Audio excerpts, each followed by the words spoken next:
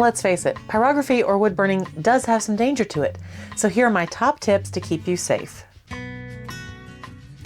The two main areas we're going to cover are smoke or particulate in the air and also the risk of fire and burns. So first, the smoke. There's two things we can do. We can stop more smoke from getting into the air, and we can stop whatever smoke there is from getting into our lungs. So the first one, to prevent the smoke from getting into the air in the first place. Now, it's not possible to completely eliminate smoke or particulate when we're wood burning, but there are things we can do to minimize it. For the first thing is to choose the right kind of wood. Some woods smoke more than others. My preferred type is basswood. Basswood has a lower sort of smoke ratio that comes off. Other woods like pine, which is often sold as an inexpensive and beginner's craft wood. It's tempting, I know, but it's gonna smoke a lot more. It's also harder to burn. Basswood's more expensive, but it does have a lower smoke and you're gonna see better results. So there's my recommendation for that. We also want to burn at the lowest possible temperature. If it's not one that's adjustable, that can be a little harder to manage, but any tool that has an adjustable temperature, always use it at the lowest possible temperature for the effect you're looking for. The higher the temperature, the more it's going to smoke. It might be tempting to turn it way up because you'll get those really dark colors, but you'll find your art actually looks better. And then the lovely side effect is, a side benefit I should say, is that you'll have less smoke to deal with. Okay, so that minimizes it. Well, how do we deal with the smoke that is going to get in the air? First off, if you're working in a workshop or a craft room that's attached to the rest of your house, close the door. I realize in editing it might sound a little funny to be like, why would you close the door? Doesn't that keep the smoke in with you? Yes, but it makes it easier to vent and to filter it out, which we're about to get to in just a second here. Second, open any and all windows if it's possible. I know sometimes at the time of year that can be a little difficult, but at least a crack. Have open at least a crack. It will help. I like to have a fan or two that is pulling air out and sending it outside to keep the air moving.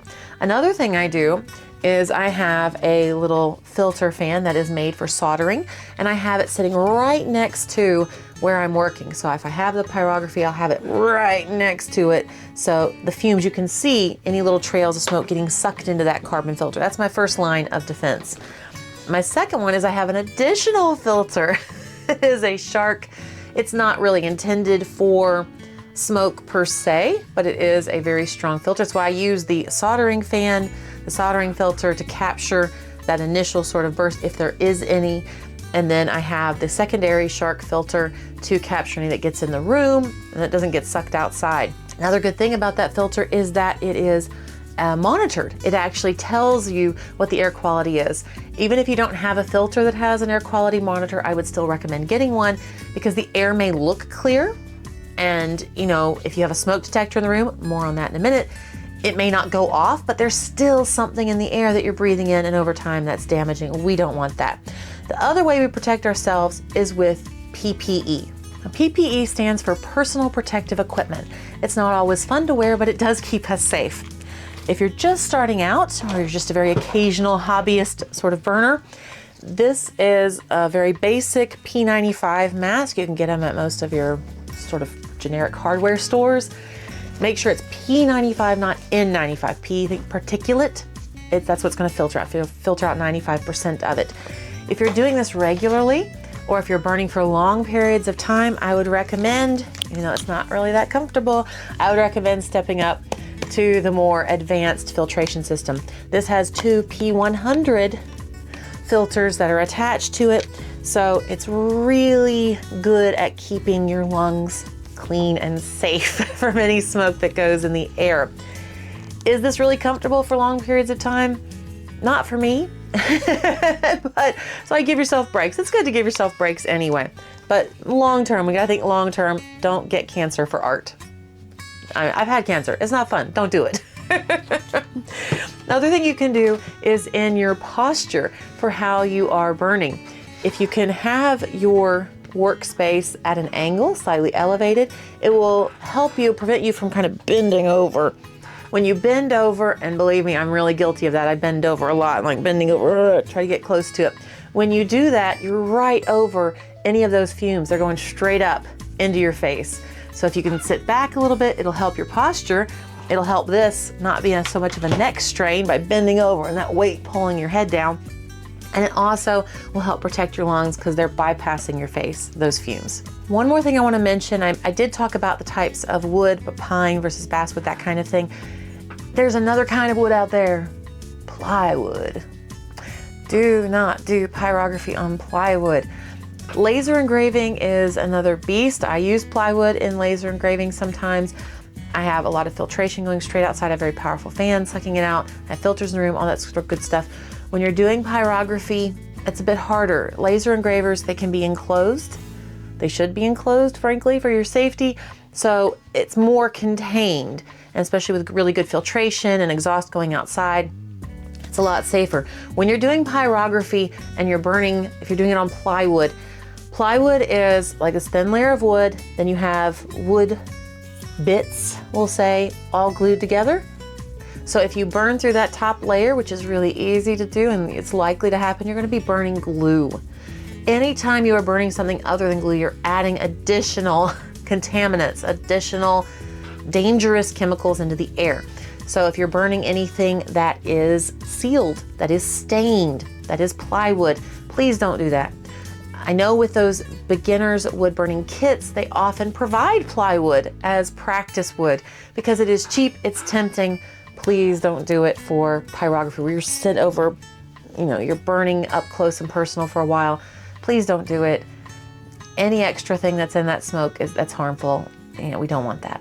Okay, on to burns and fires. I'm lumping these together because the same hazards that can lead to something causing a burn are oftentimes the things that can lead to it causing a fire. There's some crossover here. My chair is squeaking. Sorry about that. First off, never burn when pets or children are in the room or could come into the room. We like having the door closed for smoke, for particulate, to keep it sealed off, but also it helps with pets and children not coming in. If they're able to come in, they can knock something over. Also, they're not wearing PPE, so they can be harmed by any particulate in the air. They also are distracting. Just the nature of them, of course they are. They're gonna come in, they're gonna want the attention, understandably so. Any distraction that you have increases the risk of a hot item, this hot tool that you have, it's hundreds of degrees, burning you, starting a fire, melting something. We don't want it. Also, never leave a hot tool unattended. Someone could be burned not knowing that it's hot. If it's knocked over, it can start a fire. You may forget that you left it turned on. I get distracted when I see my phone, I walk away. Anytime you have to walk away from the area, turn the tool off completely. Also, always return it to its holder when it's not in use. If you have a wire tip tool, it has that great cage. It's going to keep it extra safe. If it is a solid tip tool, it's usually come with an open stand that it sits on. Be extra careful with those because that hot tip is exposed while it's cooling down or while it's resting. And when I say always return it to its holder when not in use, that includes when you're looking at their phone. Even if it's just, I got a text message, I got a notification. Set it down in the holder. You think okay, this could never happen to me. This is never going to be a problem. It's so easy to get distracted by our phones. I get distracted by my phone. And so just imagine. So I'm going to use this little wooden dowel so it's not hot, not going to burn me. Let's say I'm burning and I look at my phone. I'm just that little careless thought, this hand is moving and has a hot tool. Think oh, come on, that would never happen. Never say never, always be safe, return it to its holder. If you're burning a larger item, this isn't really going to apply, say if I'm burning this large thing, my hand is not going to be really near where I'm burning. I'm right-handed, so if I'm burning with my right hand, my left hand usually isn't even touching this and maybe setting off to the side. Perhaps it might hold it in place, but it doesn't really need to. It's gonna stay pretty solid as it is. It's not like a piece of paper where you have to hold it down. However, if I'm burning something smaller, like say this little wood disc, which I might use for a pair of earrings, my fingers do need to hold it while I'm burning. That's being really close to that super heated tip. So what I have, I've tried a couple different things. Here's what I've settled on. These are finger guards that are designed for people who, like hairstylists and things, if they're using curling irons, or I guess if you just use curling irons a lot in your own day-to-day and you want to protect your fingers. So they are rated for up to 400 degrees Fahrenheit, which I think is around 220 Celsius, I think. Now that's where a wood burner starts. Like, so how is that protecting it? It is not going to protect you if you were to take that wood burner and go like that. It is going to go through it, and it's going to, you hold it there, it's going to melt through it, it's going to burn you. Yes, absolutely. This is to protect against the glancing blow. That little light brush, that little accidental touch, it will protect you against that. And that's what we're really trying to guard against. I haven't been able to find anything. If you guys have a solution, if one of you knows about it, please leave a comment down below. I'd love to hear about it. I haven't found anything that would allow me to maintain some sort of finger dexterity and would be rated for, like, say, up to 800 degrees Fahrenheit, which is where a lot of the wood burners kind of resides, like 600 to 1,000, somewhere in that range, depending on your heat. Yeah, I haven't seen something that allows you to do that. This was what worked for me, but you still have to be careful, obviously, because if that wood burning tool is resting against it, it's going to burn through it. And the last thing, we want to do everything we can to make sure that a fire doesn't happen. But if a fire does break out, if something happens, that tool ignites something, be prepared. Have all of your tools, your firefighting equipment in the room. I have a smoke detector that lives right above my laser engraver. If everything is going well, it shouldn't go off. If you have the proper ventilation, you have the proper technique, the right woods, it shouldn't go off. If it does, something's wrong. And that's a good thing. It's a good thing to alert you. I've had where there was a problem where my laser engraver was not venting properly. The smoke detector went off. I couldn't smell anything different yet. It was so minute. I couldn't see anything different yet, but it let me know something's amiss. That's good. That's a good thing. Also have a fire extinguisher and a fire blanket. Those are both great tools. Have them ready, know where they're at, and know how to use them. So if anything were to happen, it can be contained very quickly and you don't have a disaster on your hands. On the subject of burn safety, I have never been burned, and I am a very accident-prone individual.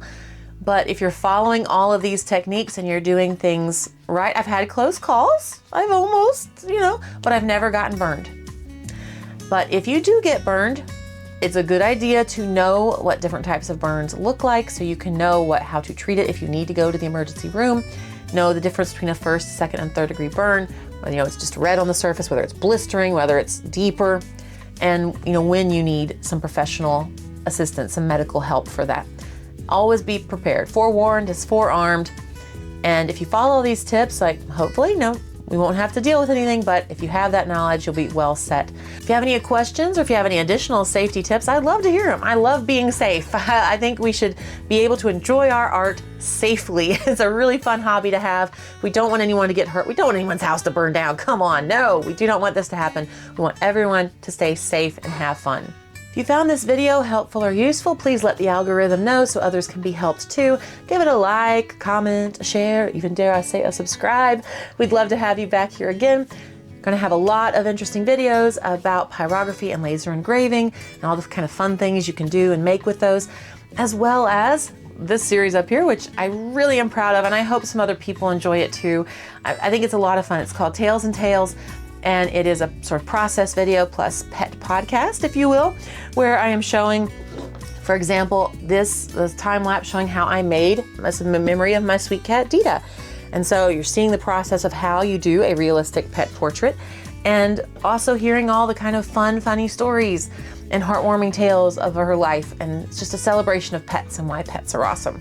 So yeah, give it a watch, give it a listen, tell me what you think. Thank you again for stopping by. Hope you have a great day. Bye.